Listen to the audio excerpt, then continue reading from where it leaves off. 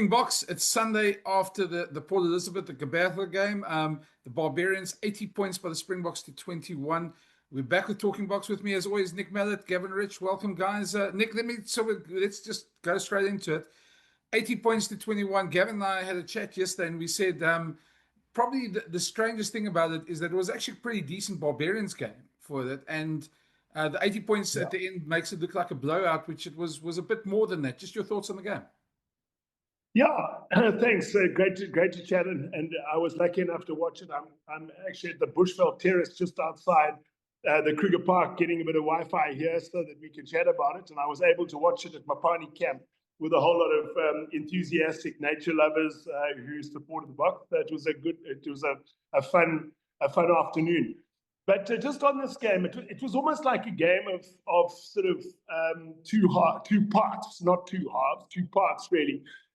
Very sort of quite up until half time, very competitive. I thought, the 35-7 going out, it had a lot to do with the yellow cards that they conceded. And the BOKS sort of got into some nice rhythm and got some good front foot ball and scored. And it looked like, okay, well, at 35-7, this was going to be an unfortunate day for the Barbarians. But they came back with a couple of very, very good tries, really good offloading out of the tackle. Disappointing missed tackle from Quinhorn. I'm sure you'd have been frustrated by that at 10 off Nankiville. The Fijian centre scored a wonderful try, and the number 8 was rampaging around the field. That first half was, I thought, sort of what was it, 35-20 something at half time. 26. And I thought, I thought this was going to be a decent contest. And then I thought the influx of the young, enthusiastic guys off the bench was absolutely just changed the dynamic of the team.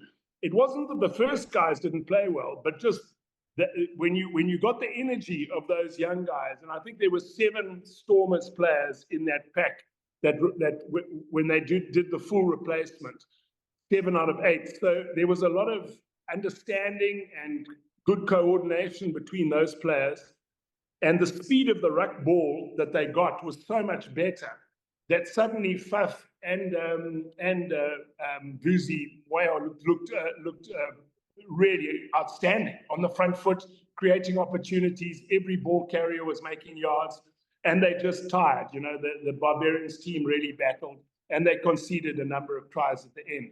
But I know what you mean. There were moments when they put us under pressure with some very, very good offloading and some quite physical play, in fact. So that scoreline flattered us a little bit, and I think it was mainly because our replacements, our bench, was so much better than what they were able to put back on the field to contest us. Gav, I'm going to bring you in here. Obviously, we saw Rassie last night saying what he got out of it. And you agreed at that stage. You said also that the scoreline flattered us a little bit. Just what do you think Rassie took out of this game? I suppose a big part of it was what we didn't see on the field, that the workup in the week and a half that they were together behind the scenes with the players and putting those players under sort of the training pressure that we spoke about last week in the pod. Well, I think what Rassie got out of the game yesterday was actually he might have got stuff out of what we were talking about now. The Barbarians were more competitive than last year's team. We wouldn't have got that much out of the game if the Springboks had gone onto the front foot right from the beginning of that game, and they'd run roughshod over Barbarians, and they'd scored those 80 points like with a dominant 80-minute performance. It wasn't a dominant 80-minute performance. 3 of the first half tries came when the Barbarians were down to 13 men. We mustn't forget that. But I think that what Sear said at the press conference last night was quite apt. He said, he didn't actually say it in these words, but I'll paraphrase what I think he was trying to say, which is that you don't learn too much of everything if you produce the perfect game. You learn a lot if you make errors and then you know what to correct. And I think to some extent, maybe the BOKS did change their game a little bit in the second half as well. So, and as Nick said, they had lots of those Stormers players coming on that know each other. Although I would wonder whether we can really class Riley Norton yet as a Stormers player, because he's never played for them. But he's part of the Stormers camp, obviously. So they do know each other to some extent. But yes, I think that I think it was a better game than last year's in the sense of giving the Boks a good hit out, not for the whole game, but certainly for parts of that game. I mean, when the Barbarians came back and it was 35-16, not long before halftime, and that was just before Cheslin scored that great try of scrum half try. he took scrum half because Grant Williams was off. If he made sure that it was 26 at the break, but it looked at one stage as if the Barbarians, because they had a few opportunities, it looked at one stage before halftime as if the Barbarians might go into halftime only 2 points behind. So yeah, it was a good game in that sense. That there were things that the Boks during the game didn't do that well that they would have learned off. Yeah, I think we're going to get to, obviously there was a squad named overnight. We're going to get to that now. Maybe, Nick, just a last thing out of this game in the context of the season. Obviously important to the hit out as such. But other than that, anything else you saw in the game that you thought, the Russie would be quite happy about, or anybody you thought maybe disappointed didn't use their chance? I suppose with an 80-pointer, it's not going to be too many that sit in that category. No, it was...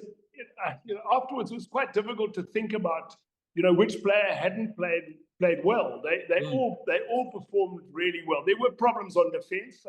We weren't able to close down an offloading game when they got it going, and that was perhaps something we need to be concerned about. It was often sized, so they had quite a big center pairing. We had a very big center pairing, but in broken play, they seemed to be able to get the ball out of the tackle before setting up a run.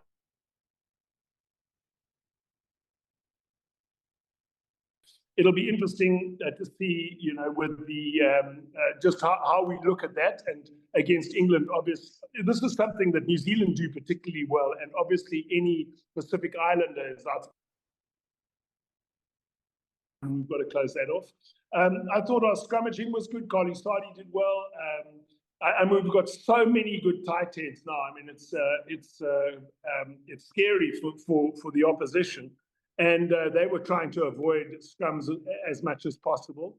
I just think in that Quinn Horn probably made less of an impact than he would have liked. He certainly played a good attacking, passing game, and his kicking was fine. But I thought he's a better defender than that, and it was a disappointing that. Otherwise, we've always said we've got strength in depth, and I think it really showed it. When you think there weren't 10 or 12 Bulls Springboks involved at all, and there were 23 guys there who would do the Springboks proud in any test match. So I think we're in a very good situation and a good position at the moment. As always, we've got to look at the reliability, the toughest player out there. Thanks to our sponsors, Toyota. This Talking Bods podcast is proudly driven by Toyota. So again, yesterday against the Barbarians, a lot of players. There were so many guys to choose from. Let's start with Nick and Gav. Maybe you can come in after that. Who was your toughest player? Who's the guy who impressed you? Who was the workhorse that reminded you the most of a Toyota Hilux? Well, for me, there were a lot of guys who did well. I mean, Cheslin, we spoke about him. Obviously, Esterhuizen is he took it up and was scored a very physical try. We had Peter Steph du Toit coming back after a very long time and performing well. The youngsters coming on the field all performed well, but for me, Jasper Visser was outstanding in the 45 minutes or 50 minutes that he was on the field. Jeepers, what a difference that guy makes to go forward ball. I mean, he reminded me of a Fijian number 8. Good feet, good step, avoided contact in that ball over the top of the line out when he had to and scored without a hand being put on him. But if he had to take contact, he went through 3 guys before he was stopped. So that would be my most reliable, toughest player of the day. Yeah, I'd agree with that, Brenden. I thought he was outstanding, and almost like what you expect. You expect him to be outstanding, and very sort of explosive as a carrier, and I just feel like he's getting better and better. I mean, there was a time when I thought that there wasn't that much separating him from, say, somebody like Evan Roos, who actually did well when he came on, and we've got so much depth. We've got so much depth in that position. I mean, let's have a shout out to Russie. People always gave him a hard time about leaving out Evan Roos. I mean, he's in the squad again, so there's another one that you mentioned earlier. You mentioned the guys who sort of get another chance. But Jasper Wiese is just a level above at the moment, and also, you know, you have to be a second highlight would be Sia, actually, because Sia actually was a very good area early in that game. You know, when we watch a game like that, you sort of focus a lot on the newcomers, and you look at the Kieran Horns and the Riley Nortons and everything that's new under the sun for the Boks, and the fact that Cheslin was doing the goal kicking, and maybe sometimes you sort of neglect in the headlines from a media point of view the guys that are tried and trusted, but both Jasper and Sia and Peter Steph du Toit were you know, they were their traditional good selves in that game, but Jasper Wiese was the best of them. Gav, I'm going to just to close off this game. I just want to bring you in and just maybe a word about Scott Robertson and Philippe Contepomi. It was interesting watching them in the post-match press conference, just because of Scott Robertson not having coached since the All Black thing, and it just, I mean, it was actually in a way a bit sad because I mean, he was asked about the greatest rivalry tour, and then we both sat there thinking, geez, well, it wasn't the greatest question because the guy's been fired. He was hoping to be in the greatest rivalry. Just your thoughts on their coaching, just them two together as a squad, as a team for the Barbarians? Yeah, well, we sort of said before the game that it's sort of quite irrelevant in a way because the guys only just meet up during the week. But I think what Nick said about the offloading game working, and you know, we had that sort of, and we're talking about a Kiwi coach in Scott Robertson, who was the coach of the All Blacks, and we had that sort of almost like that traditional thing that has worried the Boks in the past. And talking about the past, I'll go back to the past and talk about big number eights, and Nick will remember Isatolo Marker in 1998 at Kings Park. There was a big number 8 in that Magic. I can't pronounce the surname. They had a big number 8. They had a good offloading game. They had big centers, and that might be a little bit of a concern going forward. And so Scott Robertson and Philippe Contepomi are good coaches. I think that the Barbarians might have done better last year under Robbie Deans had they been a stronger unit, and I think they were a much stronger unit yesterday. But I just want to go back to the game from the Bok point of view. I know we're going to talk about Handre Pollard later, probably. So maybe I could have saved it for then. But one of the things that I was really pleased about from the Boks yesterday was Cheslin Kolbe's goal kicking, just because that gives Russie an option now at fly half. Damian Willemse is probably the fourth cab off the rank. He might be the third because I'm worried about Polly.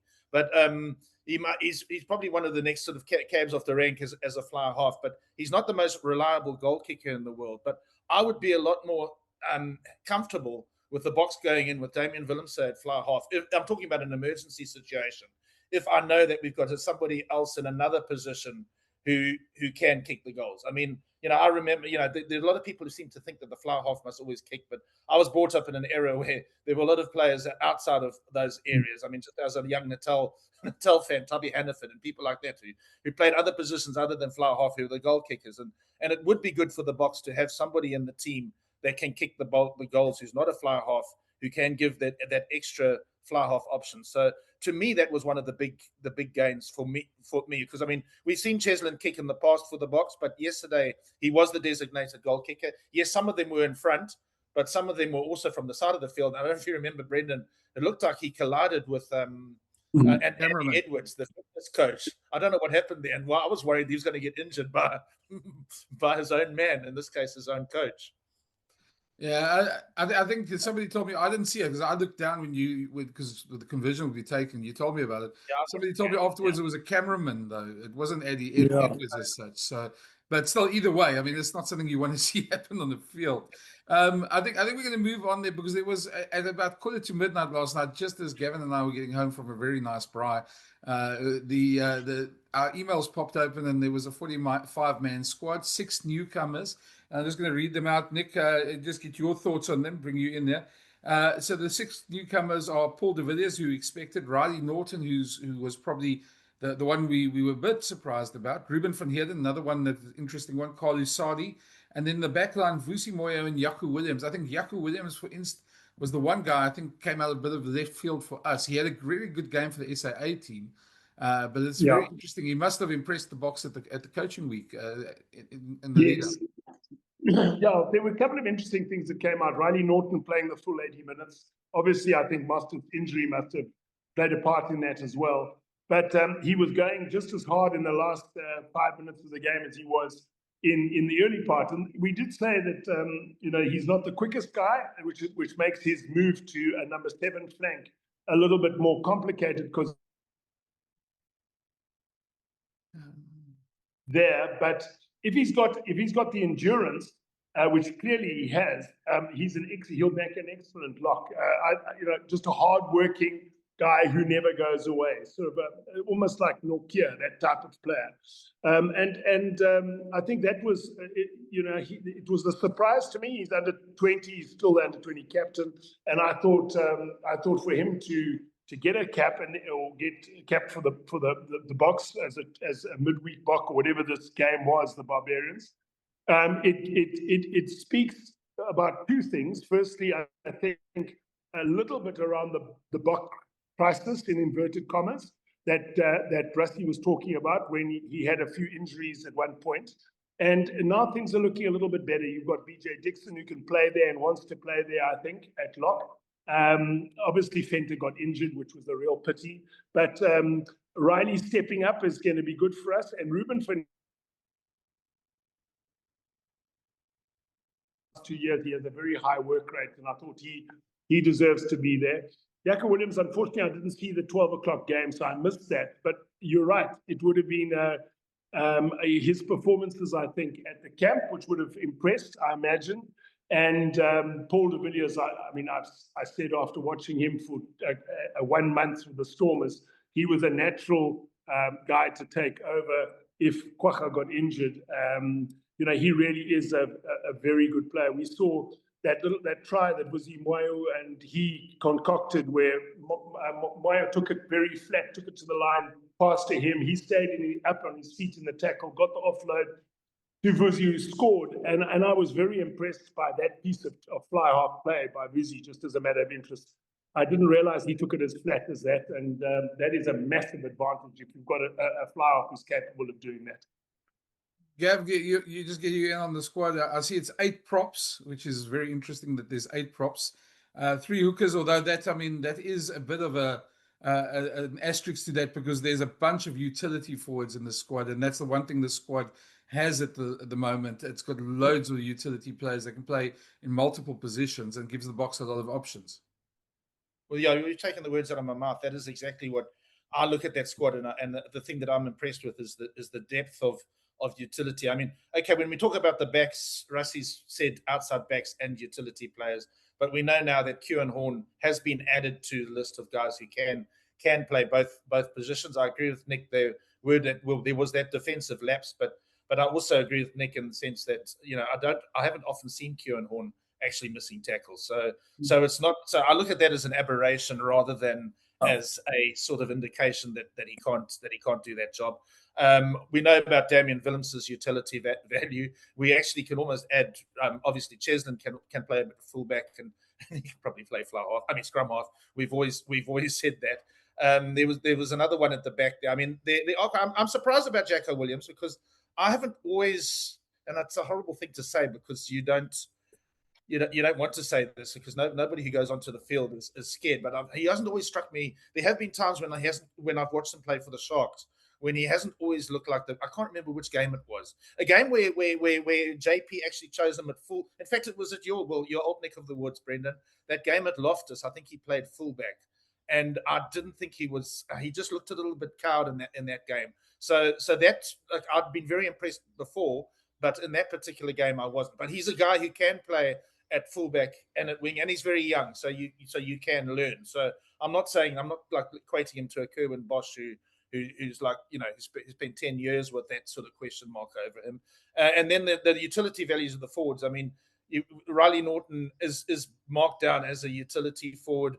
Nick's mentioned Ben Jason Dixon, isn't actually, funnily enough, I think ranked as a utility forward. Vincent Shatuka, who captained the South African A side from lock yesterday, and who said at the press conference afterwards that he would like to play more often at lock because he'd like to learn, is actually down as a loose forward and not as a utility forward. So he can also be added as a utility forward. Although to be honest, I've never seen him as a lock.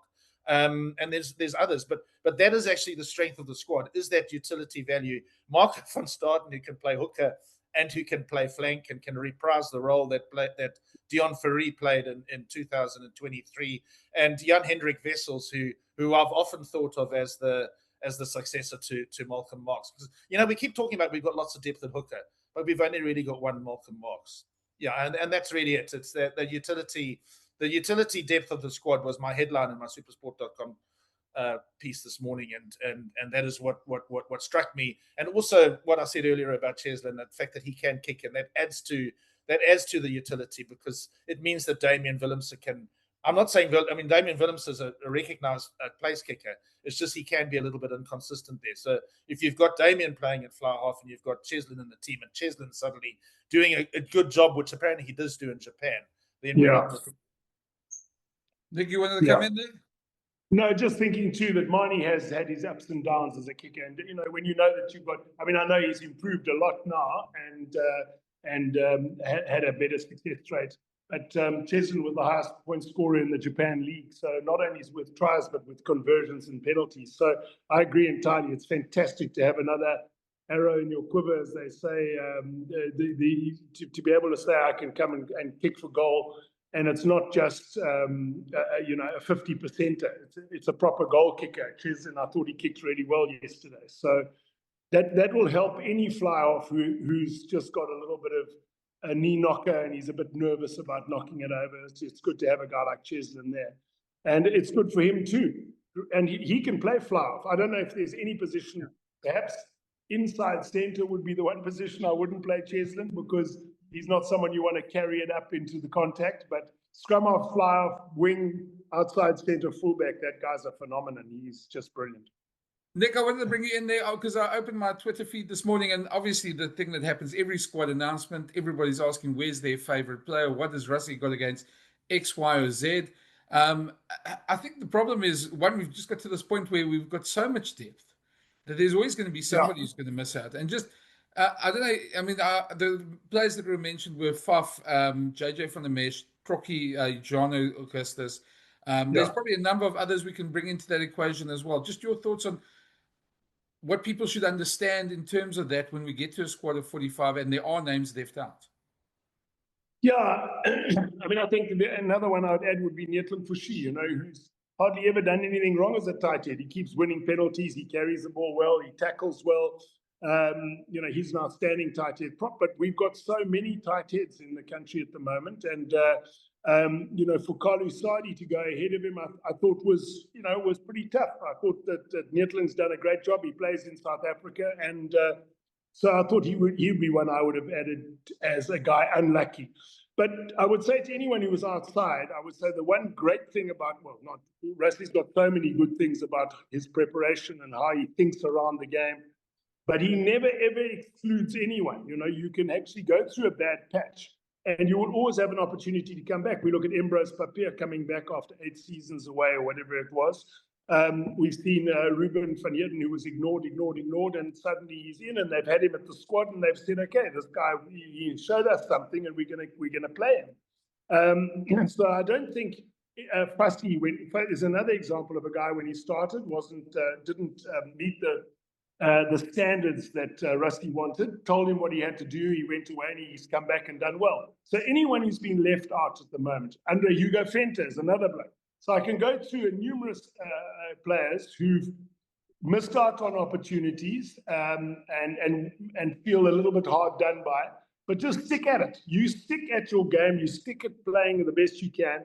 Then the amount of rugby that's being played at the moment by South African rugby players means inevitably there are going to be a number of injuries. And with injuries, you'll always be back in the mix. The fact that Lukhanyo Am was playing in the game, in that 18 game next to Marcus Miller, means he's not completely out of the mix, and I think that's fantastic.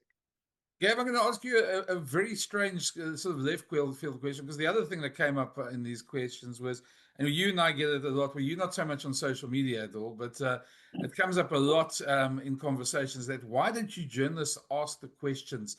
Why haven't you grilled Russie on this player or that player? It happens so often. And I don't think people understand the workflow that really goes into a press conference. Like yesterday, we had Russie for 10 minutes. There was always somebody asking Russie and Sia, do you support Bafana Bafana? And that takes up 2 minutes of the press conference. And it's important that they do those messages. But just from your point of view, what would you like people out there to understand about these things when we go into press conferences? You've been in a few. Okay, so I come from a sort of era where I started rugby writing in 1991, and in those days you never had press conferences. And I would go down to Kings Park. I was writing about Natal rugby in my very first year of journalism, and I would go down to the training sessions there, and they'd never heard of a rugby writer who came to training in Durban. That's how I got to know the players. And Ian Mack, I would chat to him after every training session. The players would talk to you. I remember once Craig Jamison gave me a great story when we were in the lift at Kings Park, and I said, "Can I quote you on it?" Absolutely, you can.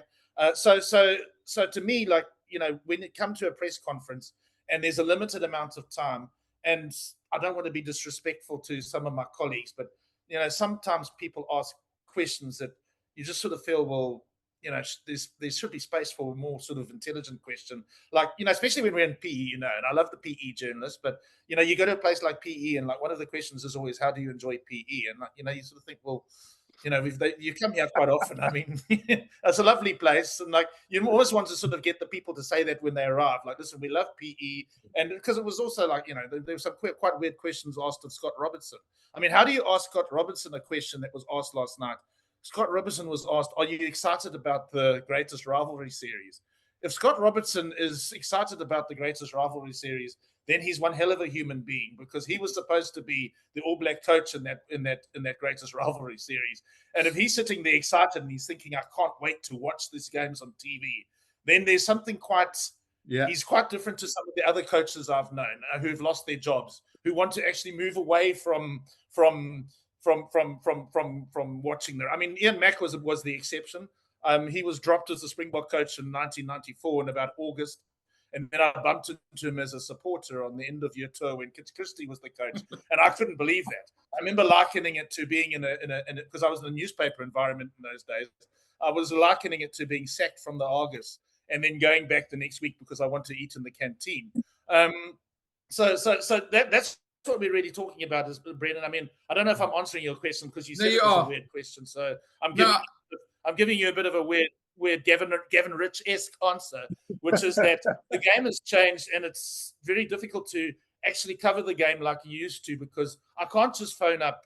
Well, I can phone John Dobson, and I probably could, like when I bump into Rassie Erasmus on the beachfront where I live. But it's not as easy as it used to be, because there's these media liaison people who coach players and coaches on what to say. So you often get complete wet cement. I mean, sometimes I think there's no point in asking the guy a question, because of course he's going to say he's proud to be a Springbok, and you have to really dig to get a proper story out. So people who criticize journalists maybe don't understand the dynamic of the game. That it's not, and I wouldn't ask Rassie a sort of probing question necessarily in front of everybody in the media, because I know that he's going to give me a sort of a channeled response that he might not give me if I then approach him after the press conference and I say, "Hey, Rassie, what do you think?" I mean, last year he told me, I remember he said that he thought that Dobbo, for instance, should play Sasha at centre, but he would never say that publicly in front of, not all the time. I'm not saying play Sasha all the time, but he said he should actually play him there every now and then. But I don't think he would have said that if I'd asked him at the press conference. So it is the dynamic is different to what people imagine. I'm going to use it as a segue, because the reason why I'm asking the question, because one of the things on our YouTube channel, one of the comments I got after last night's press conference was somebody saying that how did it feel when Rassie slapped you down about asking about Handre Pollard? And it was an obvious question to ask Rassie last night, because the Bulls had lost, and that's why I want to use it as a segue into this, Nick, to get your thoughts on Handre, because somebody, if I didn't ask the question, somebody would ask the question. It's a relevant question. And a coach asking it and protecting his player like Rossi did and defending Handre, as he's never played badly for the Springboks, which is a very true response, isn't exactly slapping somebody down. But there is a concern about Handre on my side, and should be a concern on many Springbok fans' side. Nick, your thoughts? Are you concerned about Handre? Yeah, he didn't have his best, certainly his best half. That first half was probably, he made more mistakes there than I saw him make in the whole of the World Cup in 2023. He has to understand that his job is to be an error-free flyer. He can never make a mistake. He's got to kick from the kickoff. He's got to kick it perfectly over the 15-meter line, and it must be in a contestable position where we can tackle a guy who receives the ball.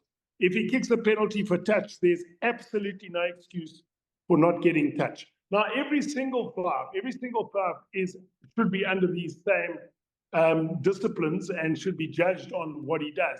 But where he isn't as good as some of the other flyers is their ability to break the game up and perhaps their passing ability. So when I say he needs to be a flawless fly-half, he's got to be, in what he does, he must never make a mistake, never miss a tackle, never throw a poor pass, make sure his kick goes exactly where it's supposed to and go out into the corner. The kick that missed touch just before halftime, which could have brought them into the game 21-14 or whatever it was at that point. I don't know, it wasn't in the Bulls game against Leinster. That was, you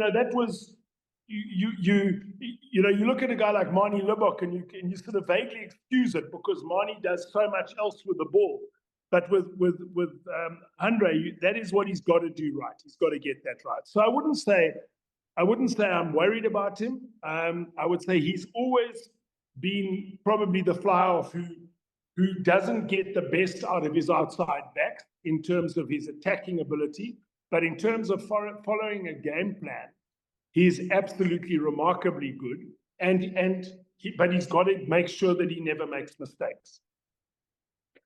Can I ask us quickly to log in again? We've got 2 minutes left. So before I ask another question, sorry, man, I see we're just going to run out here. Yeah. Okay. Just log in again and then we'll start. Gavin, we have to obviously address Friday night's Bulls loss against Leinster. They just never turned up.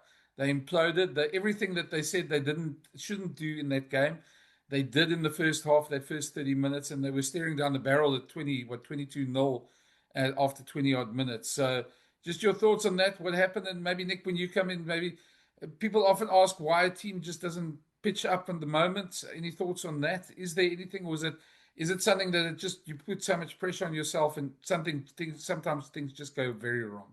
Gav, start with you. Well, it's starting with me. Yeah. Okay. Well, firstly, I don't think it was really a surprise. I mean, maybe the magnitude of the Bulls Bulls' defeat was a surprise, but I think most people would have made Leinster the clear favourites. They are a good team. What would disturb me from a Bulls perspective is that Caelan Doris, who's a very influential Leinster player and their captain, spent most of that game watching it from the bench after being injured. So, I mean, they actually sort of had a poor start in that way, in that they lost one of their star players. But we all said in the build-up to the game that you've got to watch out for the Leinster's strong start, a fast start. They love that fast start, and it does. I do wonder sometimes if maybe the Bulls read too much into that, and they got too. Because I remember, I wrote this week, and I'm sure just about everybody did, that 21-3.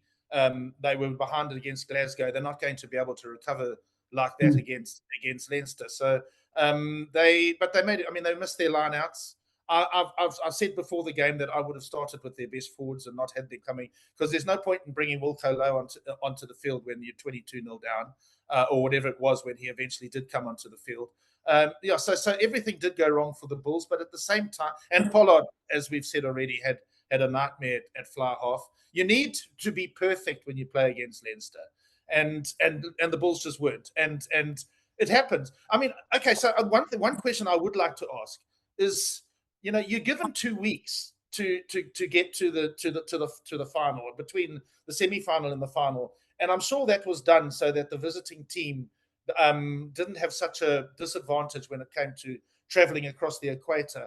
I don't understand, and I'm not saying this is why they lost, but I don't understand why Akers brought his team home and then took them back rather than just staying there for the 2 weeks and being properly acclimatized for the game. And you've got to be more settled if you're there for the whole, then flying there and back. So, but otherwise, I'm loath to be too critical of the Bulls because I think there's this narrative starting that they lose finals.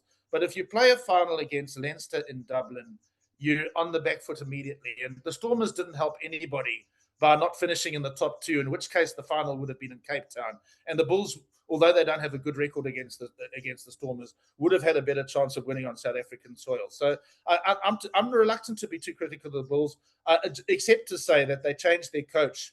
There were several reasons why they chose their coach, but one of the reasons they changed their coach was because he couldn't get them over that final hurdle. And this coach hasn't done it either. But then at the same time, there's questions about Leinster, who are also a very good team and who haven't won the Champions Cup in the same amount of in the same number of finals that the Bulls have now just lost URC finals. That's my take.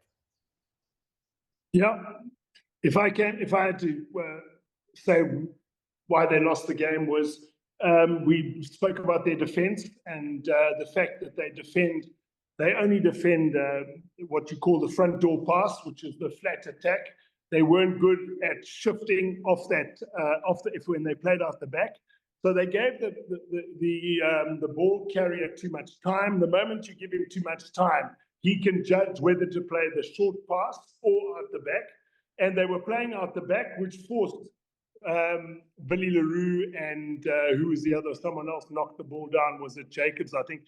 And 2 yellow cards. So suddenly the guys are exposed on the outside. There's a 3-1, and the last defender doesn't know what to do because he hasn't got any support from the inside. So he lunges between the pass, knocks it down, gets a yellow card. So before the game, we spoke about the discipline that had to be really good. Their discipline wasn't good. We spoke about the fact that they had to be able to work incredibly hard on defense, stopping the frontline player, but also working to get across the field in case they played out the back. It gives you time. There's a brief period of time when you can shift, and they didn't do that. Both centers were very rigid and stuck on the short ball, and which allowed so much space on the outside that they were absolutely crucified. They could have scored, Leinster could have scored another 2 or 3 tries, in fact. In both the yellow card situations, they were in a position to score. So, starting badly, not having the scrum dominance because Leinster were very good at the briefest period to have a scrum. They just said to their front row, hold on for 2 seconds. Don't worry about what happens after 2 to 3 seconds. Just don't go backwards in that initial step. And then the number 8 would just put his hands in the scrum, picked up and went. So, they didn't get the scrum dominance we expected. Their fly-off, Pollard didn't have a good game in that first half. And suddenly you're down by 20 points. So everything that we hoped they would do well, they didn't do well. And you're never going to beat Leinster unless you get it right. So when you go back to the Stormers, what they did was their defense was so much better than Leinster's. Their discipline until the last 15 minutes was so much better than Leinster's. And that was why they stayed in the game at 13-11.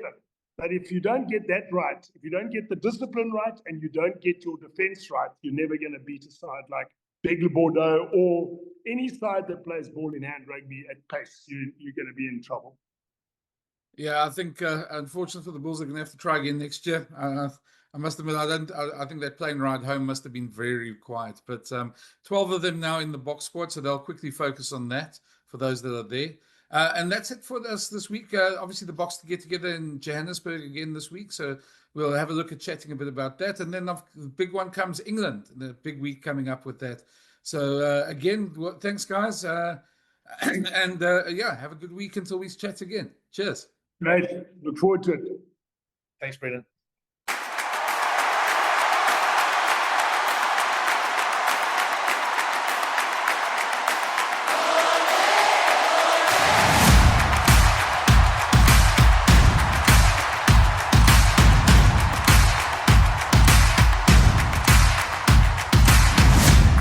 On a écrit l'histoire sous les lumières vives. Chaque pas, chaque effort pour nos âmes captives.